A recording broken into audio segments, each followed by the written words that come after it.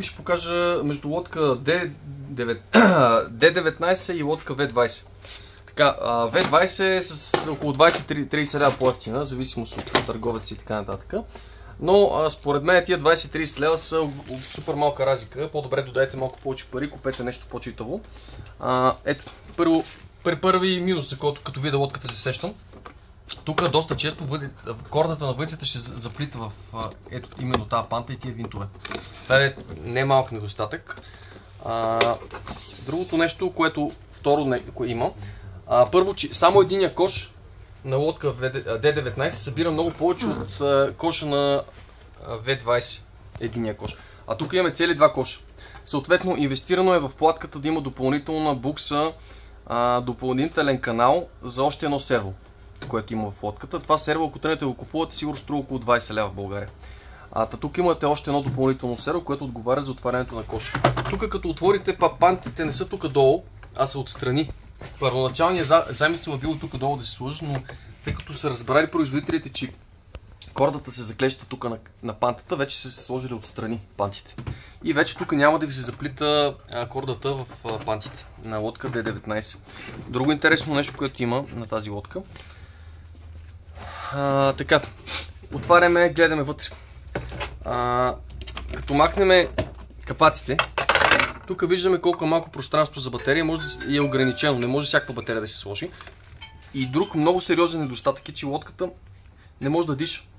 Когато стане конденс вътре в лодката, D19 диша, защото отваряте капака и вътре лодката цялата имате достъп до насякъде. Даже може да бръкнете и да пипнете дъното на лодката.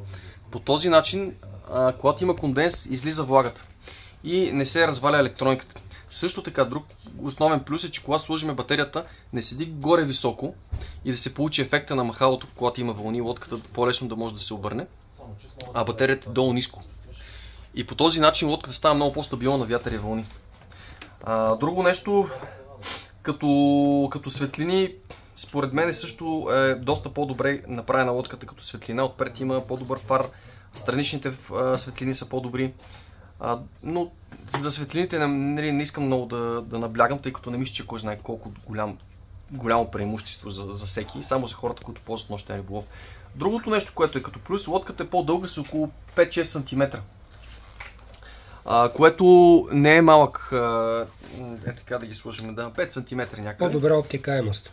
Точно така, самата лодка до някаква степен може да се каже, че е малко по-стабилна на вятър и вълни.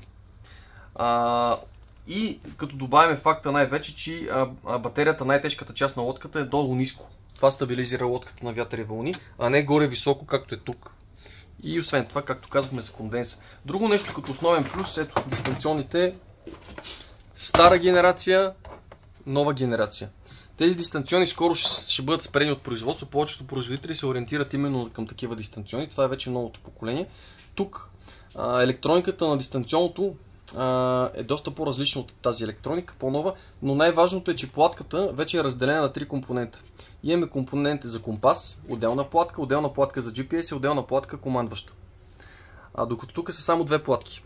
Платка на електрониката и платка за електрониката командваща моторите и GPS. И компаса е вътре в тази платка. По този начин тази лодка бих казал, че работи доста по-добре като GPS, отколкото тази лодка, също така и GPS е по-добър. Това е в общи линии.